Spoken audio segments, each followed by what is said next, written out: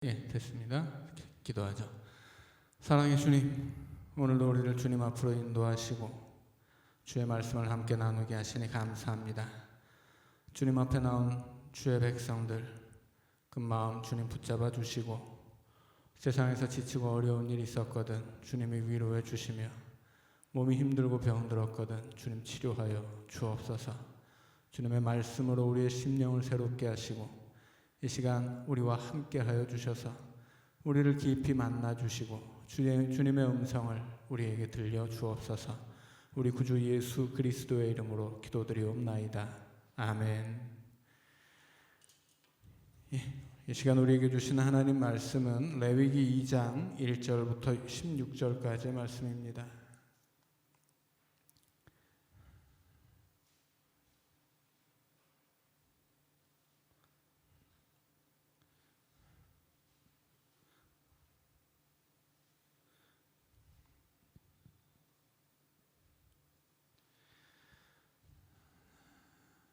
레위기 2장 1절부터 16절까지 우리 한 절씩 교독하겠습니다.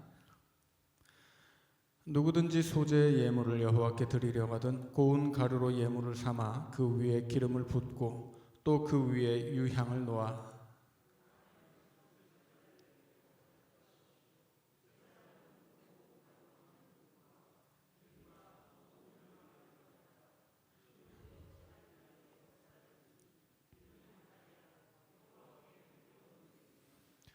그 소재물에 남은 것은 아론과 그의 자손에게 돌릴지니 이는 여호와의 화제물 중에 지극히 거룩한 것이니라.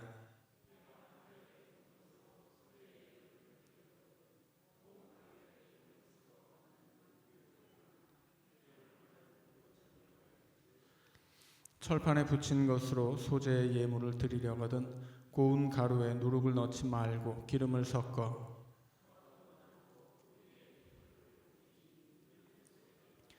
내가 냄비의 곳으로 소재를 드리려거든 고운 가루와 기름을 섞어 만들지니라.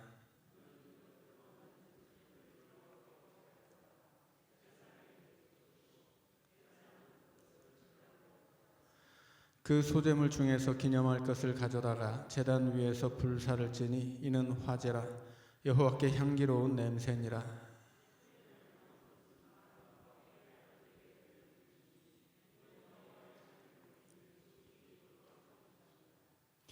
너희가 여호와께 드리는 모든 소재물에는 누룩을 넣지 말지니 너희가 누룩이나 꿀을 여호와께 화제로 드려 사르지 못할지니라.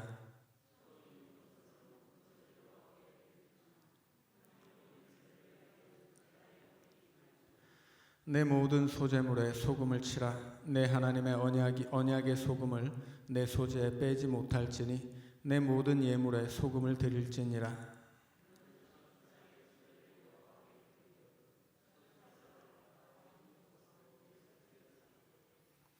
그 위에 기름을 붓고 그 위에 유향을 더할지니 이는 소재니라.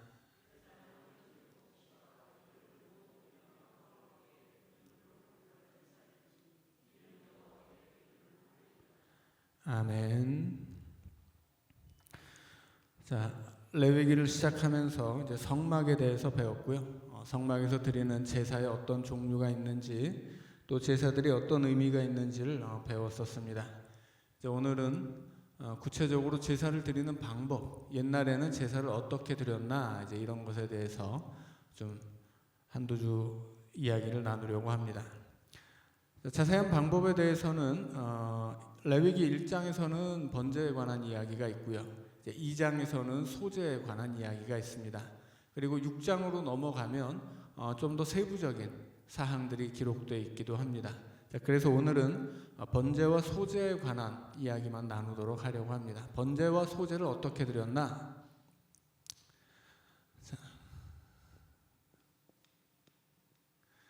자, 번제라고 하는 것은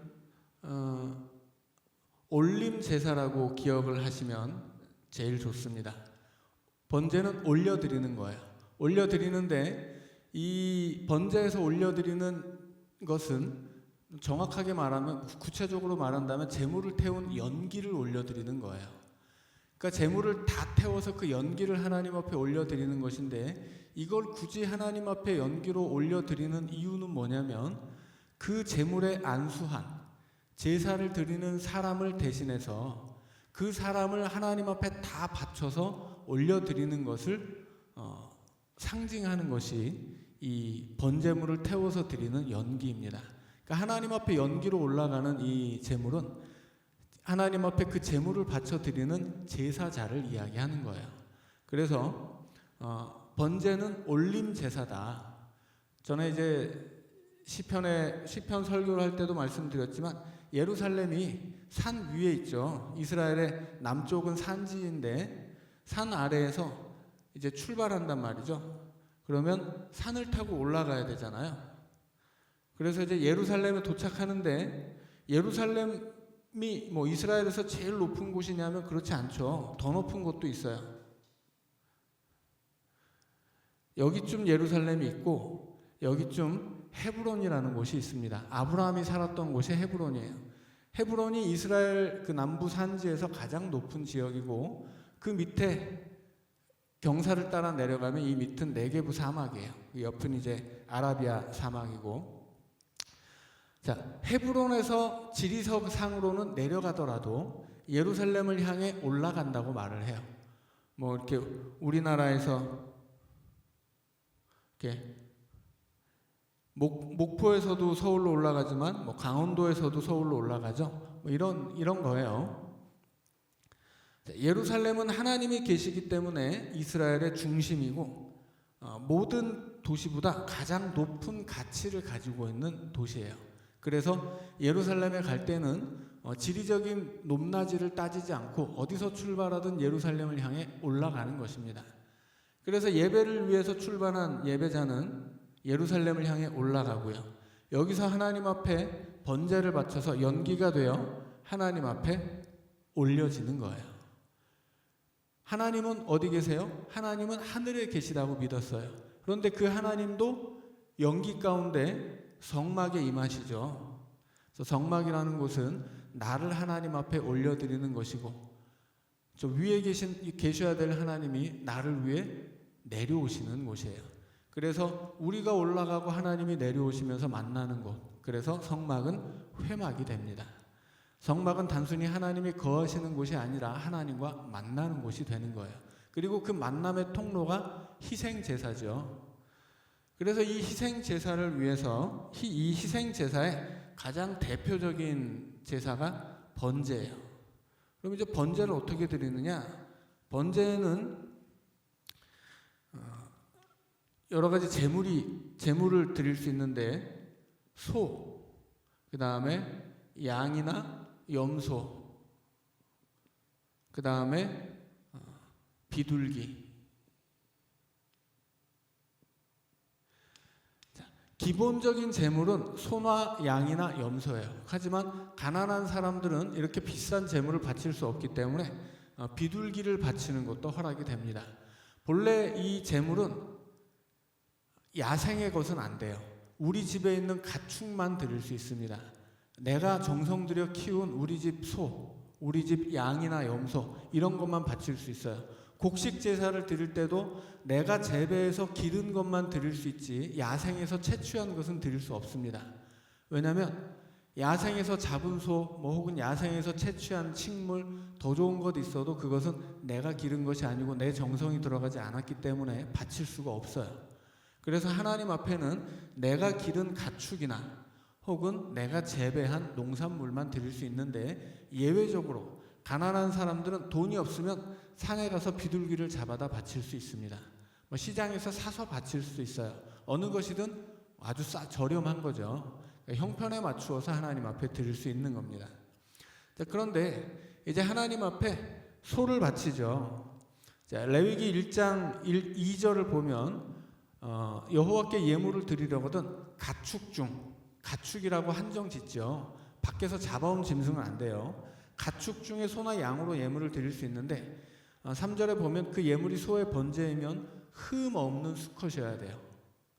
뭐 수컷이냐 암컷이냐는 뭐 가장 중요한 기준은 아니고, 가장 중요한 기준은 흠이 있느냐 없느냐입니다. 자, 흠이라고 하는 건 뭐냐면 소를 바친다라고 했을 때 소가 뭐 다리를 절거나 눈이 뭐 애꾸이거나 혹은 뭐 병이 들었거나 못 먹어서 말랐거나 이런 것은 다 흠이 있는 거예요. 그리고 뭐 소한테 이렇게 뭐 좀 깊은 상처가 났다거나 뭐 이런 것도 안 됩니다. 뭐 뿔이 꺾였다거나 그래서 흠이 없는 것으로만 바칠 수가 있어요. 그런데 이렇게 예를 들어서 이제 예루살렘이 산지인데 아주 멀리 사는 사람들도 있었겠죠. 집이 너무 멀어서 집에서 출발할 때는 우리 집 소가 흠이 전혀 없었는데 한 500리길을 오다 보면 어떻게 되겠습니까? 없던 흠도 생겨요. 뭐 이렇게 여기쯤 예루살렘이 있는데 이 동네 사는 사람이 이렇게 요단강 건너 뭐 또 산을 타고 이렇게 올라와서 우리 집 소 이렇게 이래 하면서 데리고 오면 어떻게 되겠어요? 오다가 흠이 생겨요. 그러면 어떻게 합니까? 원래 흠이 없었으니까 하나님 앞에 나중에 흠이 생겼더라도 바쳐도 되는 게 아니에요. 하나님 앞에 바칠 때 흠이 없어야 됩니다. 그래서 이럴 때는 어떻게 하냐면 이 동네에서 소를 팔아요. 이 소가 뭐 300만 원이다. 그러면 이제 300만 원 받아가지고 그 돈을 가지고 여기로 옵니다. 그러면 이 동네에서 소를 사는 거예요. 흠 없는 소를. 그래서 나중에는 이 예루살렘의 성전이 세워진 다음에 예루살렘과 마주보는 감람산이 있어요.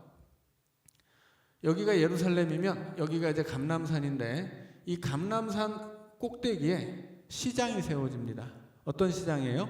멀리서 흠 없는 소를 바치고 싶은 사람이 너무 머니까 우리 동네에서 팔아가지고 그 돈을 가지고 온단 말이에요. 그러면 여기서 흠 없는 소를 파는 거예요.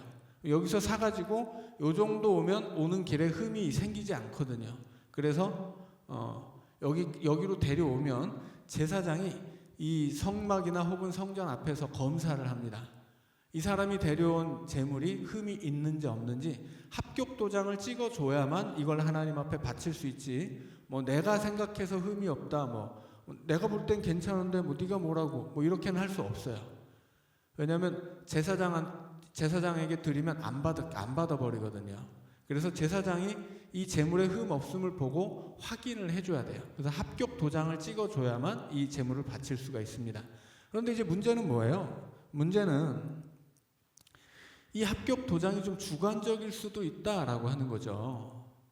그러니까는 그래서 이제 그 대표적인 예가 예수님 시대에 예수님이 예루살렘 성전에 들어가서 제일 먼저 한 일이 그 예루살렘 성에 들어가서 제일 먼저 한 일이 성전에 가서 다 뒤집어 엎는 거였잖아요.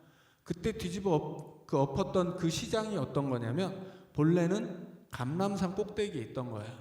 근데 예수님 전 때에 대제사장이 안나스라는 사람이었고 안나스의 사위가 예수님 시대 대제사장이었던 가야바인데 안나스 시대에 이 감람산에 있던 성전 시장을 예루살렘 성전으로 옮겼어요. 정확하게 말하면 옮긴 게 아니라 예루살렘 성전 시장을 새로 만들었죠. 개장했죠. 그러면 감람산 시장은 어떻게 될까요? 그날로 망하는 거예요. 왜냐하면 예루살렘 성전에다 시장을 만들어 놓고 감람산에서 사온 소는 안 받아요. 합격 도장 안 찍어줍니다. 아무리 이 소가 뭐 튼튼하고 건강하고 흠이 없어도 필요 없어요. 불합격하면 못 바쳐요. 대신에 예루살렘 성전에 준비된 비루 먹은 소가 있어도 여기에는 합격 도장을 찍어주는 거예요. 그래서 하나님 앞에 흠 없는 소를 바치기를 원하는 사람들이 집에서 출발할 때 300만 원짜리 소를 팔아다가 돈 챙겨가지고 여기 와서 50만 원짜리 소를 사서 가격 자체는 50만 원밖에 안 되지만 그거를 300만 원에 사서 합격 도장을 받고 하나님 앞에 바칠 수가 있었습니다. 그래서 예수님이 이 성전 시장을 다 뒤집어 엎어버린 거예요. 강도라고 욕하고. 그리고 이 성전 시장에서는 세상에서 쓰는 동전은 쓸 수가 없어요. 하나님 앞에 이렇게 헌금도 내잖아요. 헌금을 내는데 그 시대에 세상에서 쓰는 모든 화폐에는 그 로마가 만든 동전이었기 때문에 로마 황제의 얼굴이 있고 이것은 이스라엘 사람들에게는 우상 숭배였기 때문에 우상 숭배하는 동전을 하나님 앞에 바칠 수 없으니 성전에서 따로 동전을 만듭니다. 그래서 아무것도 새겨지지 않은 그냥 밋밋한 민자 동전을 성전 전용 동전을 만들어서 그 동전을 환전해 줬어요. 환전해 주는데 10만 원을 가지고 하나님 앞에 10만 원을 감사원금 드리고 싶어서 돈 바꿔 주세요 했는데 7만 원만 주는 거예요. 그러면 10만 원으로 7만 원어치를 사서 이걸 하나님 앞에 바치는 거죠. 그럼 어떻게 되겠습니까? 예루살렘 성전에서 이 성전을 주관하고 있었던 대제사장을 비롯한 그 사두개파가 주머니가 두둑해지는 거죠. 그래서 그 시대 예루살렘 성전을 요세푸스라고 하는 역사가는 안나스의 매점이라고 기록을 합니다. 이런 부조리가 예수님 시대에 있었어요. 뭐 예수님 시대에만 있었던 것이 아니고 이런 부조리는 훨씬 더 역사가 깊어요. 예수님 시대에 갑자기 생긴 게 아니고 대제사장의 이 직위를 돈으로 사고 팔게 되는 시기가 있거든요. 그때부터 시작입니다. 대제사장의 직위는 제사장 중에 가장 높은 지위이고 예루살렘 성전의 수장이에요. 그래서 이 레위지파 안에, 이게 레위지파라고 하면 수많은 그 계보가 있어요. 레위의 자손들이 점점 번창할 테니까 이 집안 저 집안 이렇게 계파가 나뉘게 될 거 아니에요.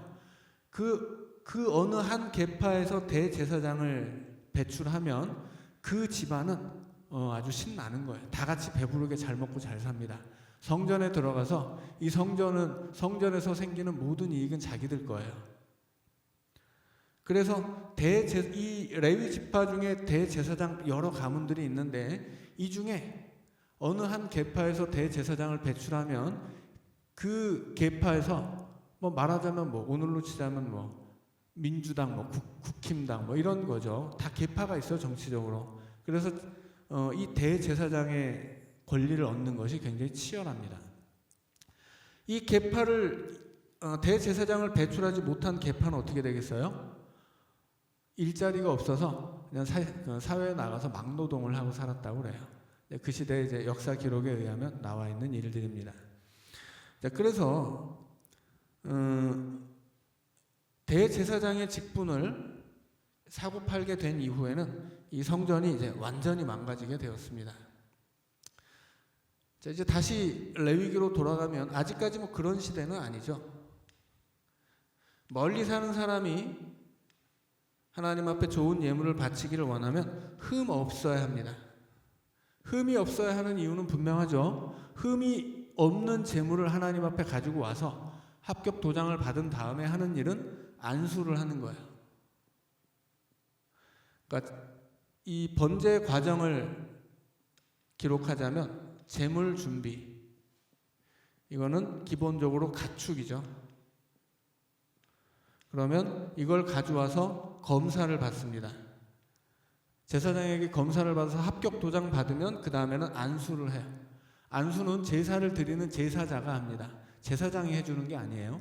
제사자가 안수를 해요. 그리고 목을 따서 제물을 잡습니다. 안수를 할 때 흠이 없어야 하는 이유는 안수를 하기 때문이에요. 안수라고 하는 건 전가거든요. 뭘 전가합니까? 내 죄를 이 흠 없는 제물에게 뒤집어 씌우는 거예요. 그리고 이 제물에 흠 없는 것을 나에게 전가하는 거예요. 뒤바뀌는 거죠. 나의 흠이 제물에게 전가되고 제물의 흠 없음이 나에게 전가되는 거예요. 안수를 통해서. 그래서 제물은 흠이 없어야만 합니다. 나는 흠이 있지만 흠 없는 제물을 바침으로써 내가 하나님 앞에 흠 없는 사람으로서 나아갈 수 있게 되는 거예요. 신약으로 오면 그 흠 없는 제물이 바로 예수님이죠. 우리는 다 죄인이라 흠투성인데 흠 없는 예수님이 나를 대신에 바쳐진 거예요. 그래서 예수님의 의가 나에게 전가되고 나의 죄가 예수님에게 전가되어서 예수님이 십자가의 죽음으로 우리는 예수님을 제물 삼아 하나님 앞에 온전한 몸으로 나아갈 수 있게 되는 거예요. 그러니까는 예수 믿지 않으면 구원받을 수 없는 거죠. 뭐 착하게 살든 뭘 하든 상관없어요. 예수를 믿어야 구원받는 거예요. 예수님이 제물이 되시기 때문입니다. 예수 그리스도의 의가 우리에게 전가되어야 하기 때문이에요. 자, 그래서 안수를 받습니다. 그럼 안수를 하면 이제는 이제 이 재물이 내가 되고 나는 재물은 내가 되는 거죠. 그래서 안수를 받은 재물이 내 죄를 전가받아서 이제 죽어야 돼요. 그래서 재물을 잡습니다. 그래서 처음에 목을 이렇게 뭐 꺾든지 따든지 해가지고 제사장은 제사를 드린 재물을 가져온 제사자가 목을 따면 제사장은 피를 받아요. 그러면 피를 처리해야 되는데 이 피를 처리하는 것은 제사장이 피를 받아다가 제단 사방에 뿌립니다. 그래서 피는 뿌리는 것이라고 말씀드렸죠. 그래서 우리가 성만찬에 포도주를 마실 때도 그것은 마시는 것이 아니라 그리스도의 피를 뿌리는 거예요. 내 심령에 그리스도의 보혈을 뿌림으로써 우리는 예수 그리스도를 통해 새 언약을 맺습니다. 자, 그래서 피 처리는 제사장이 해요. 그러면 이제 죽여놓은 재물을 또 재물을 처리해야 돼요. 재물을 처리를 어떻게 하냐면 일단 가죽을 벗겨야 됩니다. 소를 잡을 때는 새는 가죽을 벗길 필요가 없어요. 대신에 소, 양, 염소 이런 것들은 가죽을 벗겨야 돼요. 그래서 가죽을 벗기는데 가죽은 다 태우지만 가죽은 태우지 않아요. 또 태우지 않는 게 뭐가 있습니까? 내장에 짐승을 잡으면 내장이 나오죠. 내장을 깨끗이 씻어서 똥을 비워야 돼요. 똥은 드릴 수 없어요. 재물 안에 있었던 것도. 똥을 드리지 못한 이유는 뭐예요? 더럽기 때문이죠. 태우면 냄새 나기 때문이고, 하나님 앞에 재물을 바쳐서 향기로운 연기가 되어야 하는데 똥을 태우면 어떻게 돼요? 지독한 냄새가 나서 안 되거든요. 가죽도 마찬가지예요. 가죽을 태우면 그 냄새가 아주 고약해요. 그리고 가죽을 태우면 가죽은 잘 안 타고 살은 금방 타기 때문에 이게 좀 균형이 잘 맞지 않아요. 그래서 아무튼 가죽은 벗겨서 이 가죽은 제사장에게 줍니다. 가죽은 태우지 않아요. 가죽은 제사장에게 주고 그 다음에 가죽을 벗긴 다음에는 각을 떠요. 각을 뜬다는 것은 일단 목을 자르고 배를 가른 다음에 내장을 다 끄집어내는 거죠. 그리고 가죽을 벗기는데 가죽을 완전히 깨끗하게 벗길 수는 없죠. 예를 들어서 소 족발을 생각해 보세요. 소 족발에 붙은 가죽 쉽게 벗겨지지 않겠죠. 그래서 그런데 벗기기 어려운 가죽은 정강이 같은 데는 이제 깨끗이 씻습니다. 그래서 다리에 묻은 때는 깨끗이 씻어서 바치고, 그 다음에 내장은 빼서 깨끗이 씻어가지고 똥을 다 빼서 바치고, 그래서 가죽과 똥을 제외한 나머지 제물을 하나님 앞에 바쳐야 되는데 이 제물을 바치기 위해서 각을 떠요. 그래서 우리가 일반적으로 각을 뜬다라고 할 때는 우리 옛날에 닭 잡는 거 생각하시면 돼요. 목 자르고 팔다리 자르고 배 갈라서 창자 꺼내서 버리고, 이게 이제 일반적인 각을 뜨는 것인데 제사를 위해서 각을 뜰 때는 팔다리는 자르지 않고 그냥 가죽을 벗긴 다음에 모가지를 자르고 내장을 끄집어내서 깨끗이 씻고, 가죽을 다 벗기지 못한 정강이는 많이 더러우니까 물로 깨끗이 씻어서 그걸 제사장에게 넘기는데, 넘길 때 보통 통째로 넘기지 않고 한 10등분 정도 했다고 그래요.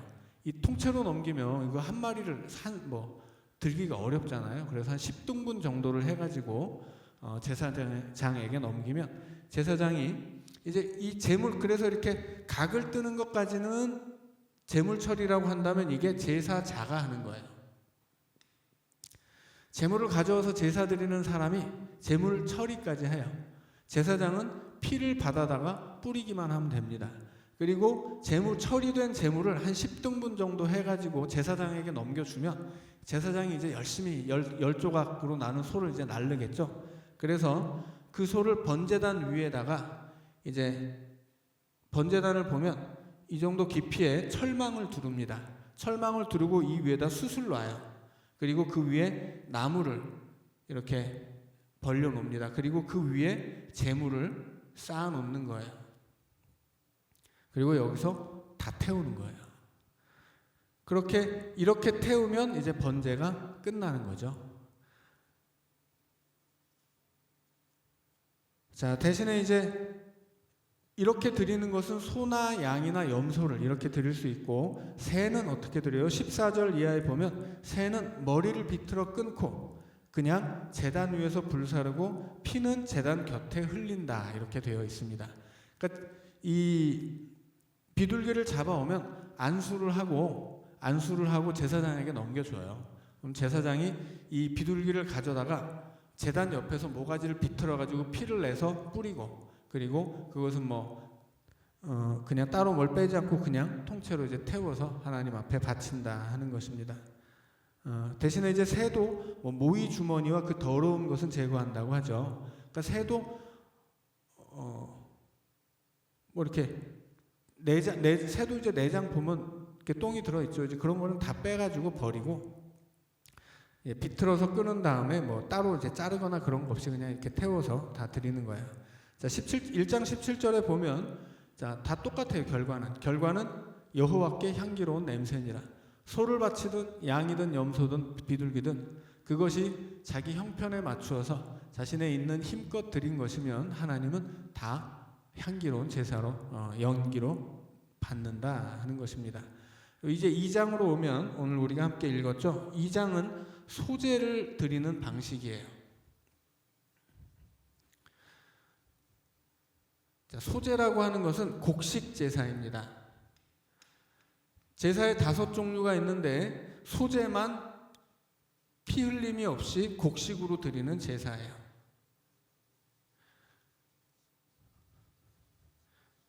자, 소제만 따로 드릴 수도 있지만 일반적으로는 번제와 세트로 번제를 드린 다음에 소제를 드립니다.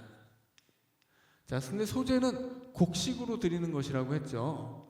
자, 곡식으로 드리는데 이 곡식을 바칠 때는 곡식을 통으로 그냥 드릴 수는 없어요.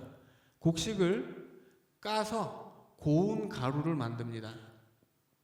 고운 가루를 만드는데 얼마 정도 고운 가루냐면, 예를 들어서 콩이다. 그러면 그 콩의 껍질을 완전히 까야 돼요. 그래서 그 알맹이만 남겨서 그 알맹이만 곡식 가루로 만드는 거예요. 그러면 어떻게 되겠어요? 굉장히 고운 가루가 되는 거죠. 그러니까 일반적으로 이 시대에는 너무 가난한 시대였기 때문에 곡식이 있으면 껍질째 먹지, 껍질을 벗겨서 먹는 사치는 부리지 못합니다. 웬만하면. 아주 부자 아니면 고운 곡식 가루는 못 먹는 거예요. 그러니 소제로 바치는 고운 곡식 가루는 아주 부자들이 쓰는 사치를 부릴 때, 부자들이 사치를 부릴 때 사용해서 먹는 것이거나 아니면 제사를 드릴 때만 하나님 앞에 바칠 수 있는 거예요. 그래서 곡식 가루를 바치는데 많다고 좋은 게 아닌 거죠.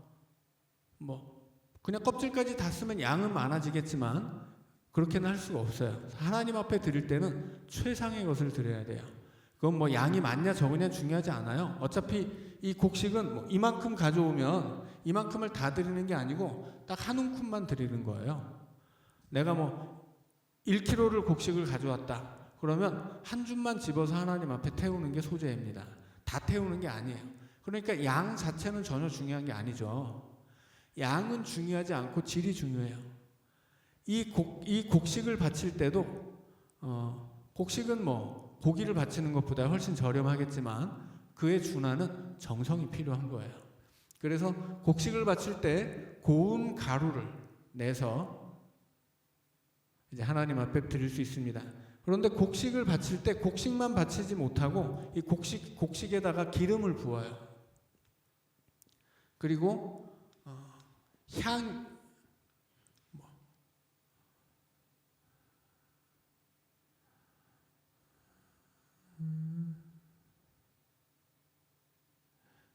유향을 가져다가, 유향은 이걸 뭐라고 해야 될까요?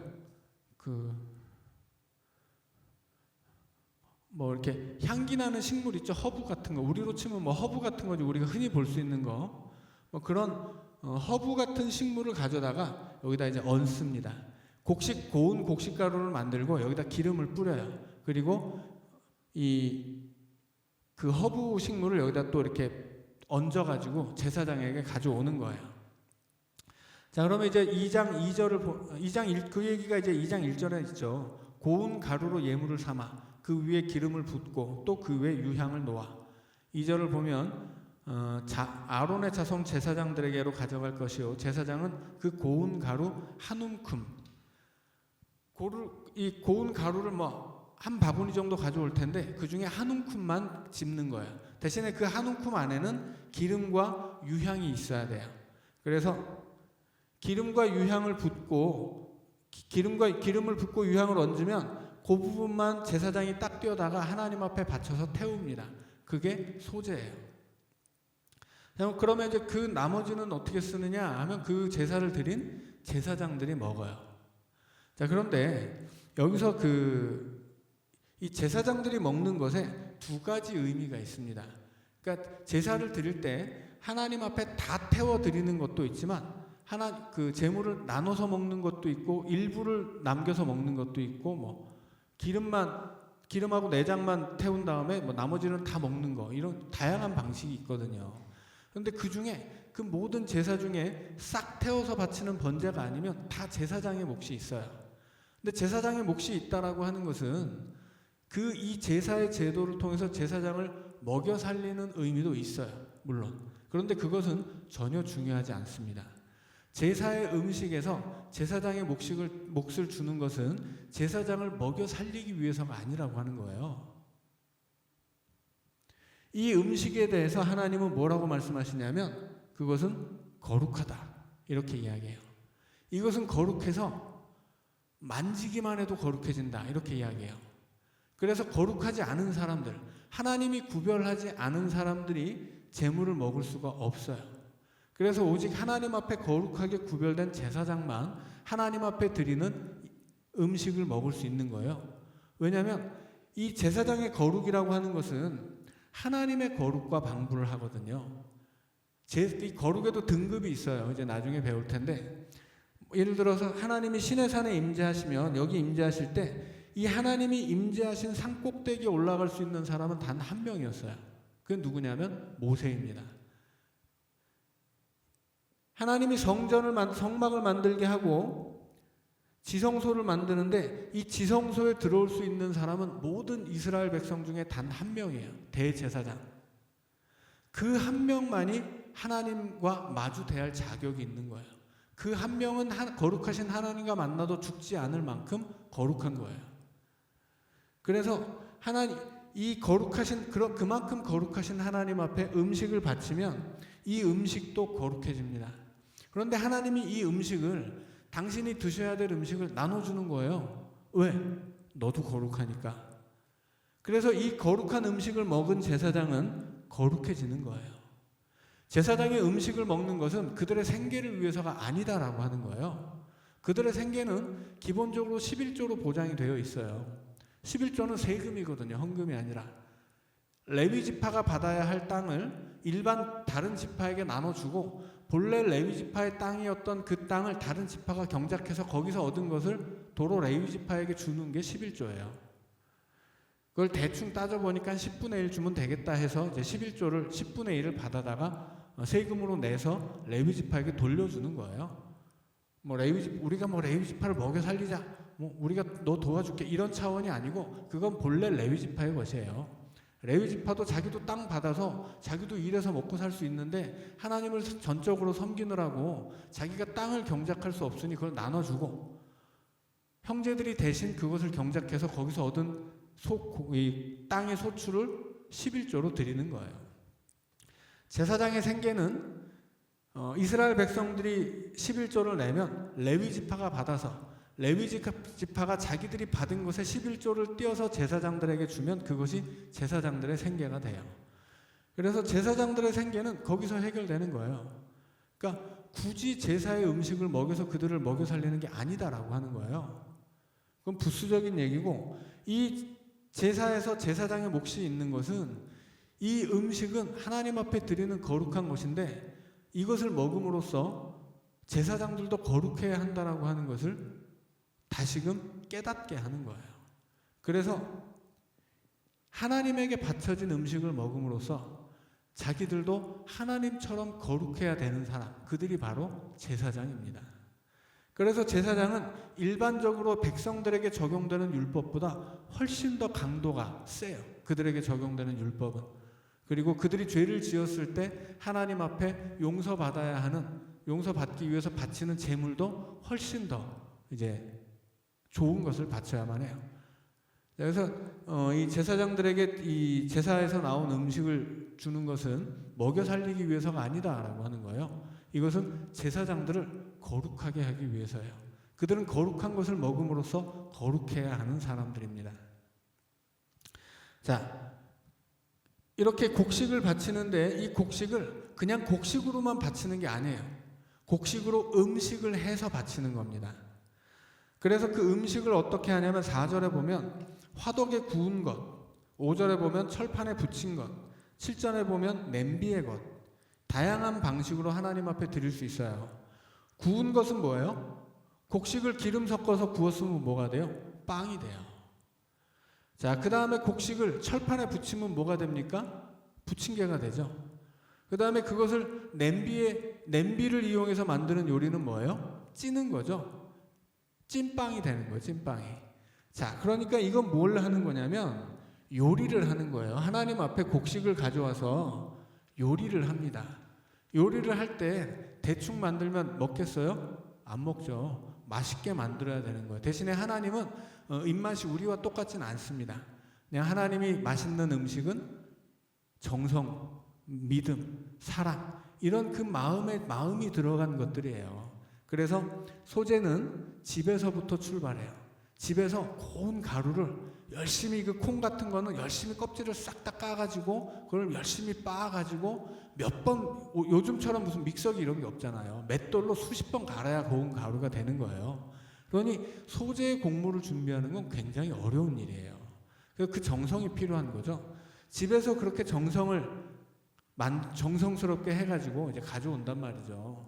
그래서 이 곡식으로 요리를 하는데, 요리를 하면 뭐가 되냐면 성경에서 쓰는 말로 하자면 별미가 됩니다. 여러분 창세기의 이야기 기억하시나요? 이삭이 에서에게 장자권을 주기 위해서 뭐라고 합니까? 아들아, 가서 사냥해와라. 사냥에다가 네가 잡은 그 짐승으로 맛있는 별미를 가져오면 내가 너를 안수해서 축복하마. 이렇게 이야기하죠. 자, 별미를 바치는 이유는 뭐예요? 복을 받기 위해서예요. 야곱이 그냥 중간에서 가로채죠. 그래서 형이 짐승 잡으러 갈 때 엄마한테 가서 엄마 얼른 빨리 이거 해주세요. 사실은 이제 엄마가 먼저 얘기한 거죠. 야곱아 일로 와. 너 엄마가 맛있는 거 만들어 줄 테니까, 아빠 입맛에 딱 맞는 거 만들어 줄 테니까 네가 가서 복 받아. 이렇게 해가지고 어머니가 만들어준 별미를 가지고 아버지에게 가서 축복을 받죠. 결국은 하나님 아버지에게 별미를 드리는 이유는 뭐예요? 복을 받기 위해서예요. 하나님 앞에 헌신했잖아요. 번제를 바쳤죠. 나를 상징하는 제물을 싹 태워서 연기로 올려드렸어요. 나를 하나님 앞에 다 드린 거예요. 그래서 나는 하나님께 올려져서 하나님과 하나가 되고 연합합니다. 그 다음에 그렇게 하나님 앞에 올려진 나에게 하나님 복 주세요 라고 별미를 바쳐서 감사의 제물을 드리면 하나님이 복을 주신다라고 생각을 한 거죠. 그래서 이 소제를 드리는 이유는 기본적으로는 감사예요. 모든 번제는 다 감사의 마음으로 드리는 건데, 특별히 이 소제는 감사하는 마음으로 드리는 것이고, 소제를 드리는 기대는 뭐냐면 내가 이렇게 정성스럽게 하나님 앞에, 일단 하나님 앞에 번제를 드려서 내가 하나님 앞에 온전히 드려지는 사람이 된다면 하나님이 나에게 복을 주시리라, 그렇게 믿고 소제를 드리는 거예요. 여기서 소제를 드릴 때 복 주신다고 믿는 것은 요즘 우리가 비판하는 무슨 기복주의와는 전혀 다르죠. 성경은 분명히 네가 온전한 하나님의 백성이 되어서 하나님만 잘 섬기고 하나님의 기쁨이 되면 하나님도 너에게 기쁨이 될 것이다. 하나님이 너에게 복을 주셔서 들어가도 복을 받고 나와도 복을 받고 많은 복을 주신다 약속을 하죠. 그 복을 소제를 통해 기대하는 거예요. 그러니까 이 복을 기대하는 것은 정당한 것입니다. 복만 바라고서 내가 이 복을 바치면 내가 100만 원짜리 복을 바치니 하나님 나에게 200으로 갚아주시겠지, 이딴 식의 복을 얘기하는 게 아니에요. 내가 하나님 앞에 온전히 드려지고 내가 하나님 앞에 나의 정성을 다하여서 나아가면 하나님 나에게 당연히 복 주시고 내가 그 은혜 가운데 살기를 기대하는 것, 그것이 소제예요. 그래서 소제를 바칠 때는 별미를 만들어서 하나님께 드리는 거예요. 대신에 이 음식도 뭐 이만큼 만들었으면 이거를 다 하나님께 드리지 않고 한 움큼 집어서 하나님 앞에 태워서 드리고 나머지는 제사장에게 줘요. 그럼 제사장들이 하나님 앞에 드렸어야 할 이 제물을 이 회막 앞에서 먹고, 회막 앞에서 먹는다는 건 무슨 얘기냐면 회중들이 보는 데서 먹는다는 얘기예요. 너희들이 바친 거룩한 제물 우리가 먹었으니 우리 거룩하게 살겠다라고 다짐하는 시간인 거죠. 자, 그래서 그렇게 곡식을 하나님 앞에 드리고, 대신에 이제 단소 조항이 있어요. 11절에는 누룩을 넣지 말라 이야기합니다.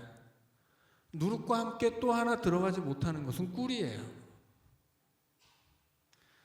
자, 누룩은, 그런데 이제 신약으로 오면 누룩이 굉장히 중요하죠. 그러니까 누룩은 뭐 예를 들어서 6월절에 음식을 먹을 때도 절대 누룩을 넣어서는 안 되죠. 누룩은 뭐냐면 이스트예요. 발효하는 거죠.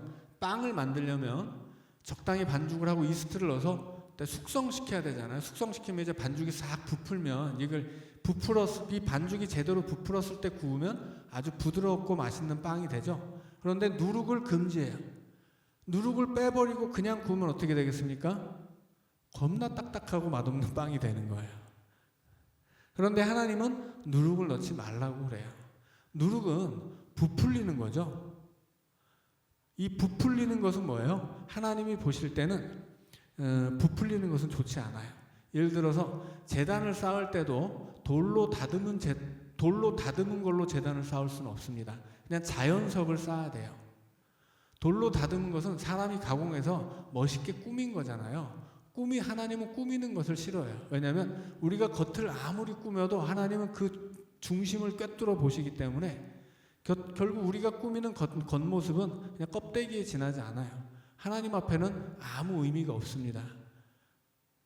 겉모습을 꾸미는 것은 그냥 나의 만족일 뿐이지 하나님께는 전혀 의미가 없어요. 그래서 하나님께 드릴 때는 꾸며놓은 돌로도 제단을 만들 수가 없고, 누룩을 넣어서 아주 멋지게 크게 빵을 만들어서 드리는 것도 용납되지 않습니다. 그래서 누룩은 안 돼요. 대신에 누룩은 절대 들어가면 안 되지만 또 절대 안 들어가면 안 되는 게 있어요. 그건 뭐냐면 소금이에요. 자, 소금은 반드시 들어가야 합니다. 소금이 안 들어가면 제물이 될 수가 없어요.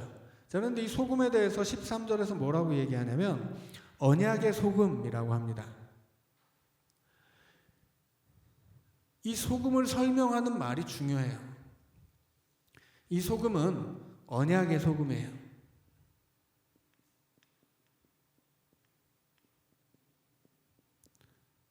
소금을 왜 넣는 거예요? 언약을 위해서 넣는 거예요. 언약 때문에 넣는 거죠. 이 언약이라고 하는 건 뭘까요? 언약의 내용은 아주 간단해요. 나는 너희의 하나님이 되고 너는 나의 백성이 된다 하는 것입니다. 그래서 하나님과 이스라엘이 우리가 하나다라고 하는 것이 언약이에요. 우리 하나 되자라고 하는 약속이죠. 그 언약을 통해서 발생하는 효과가 뭐냐면 하나님의 백성이 된 이스라엘을 하나님이 지켜주시는 거예요. 이스라엘의 하나님이 된 하나님께 이스라엘은 하나님만을 섬겨드리는 겁니다. 그래서 하나님과 하나님의 백성 사이에 관계가 성립돼서 이제 더 이상 둘이 아니고 하나님 안에서 하나님의 백성들이 하나님과 하나가 되었을 때 이제 하나님의 은혜, 하나님의 사랑, 그의 능력, 이것이 다 이스라엘 백성들에게 부어지는데 그걸 한마디로 요약하면 복이에요. 그게 신명기가 말하는 복입니다. 그래서 하나님과 하나님 백성의 언약이 지켜질 때 이스라엘 하나님이 받는 것은 영광이에요. 하나님의 이름을 하나님의 백성들이 높여드리는 거거든요. 하나님의 백성들이 하나님께 받는 것은 그분의 보호하심입니다.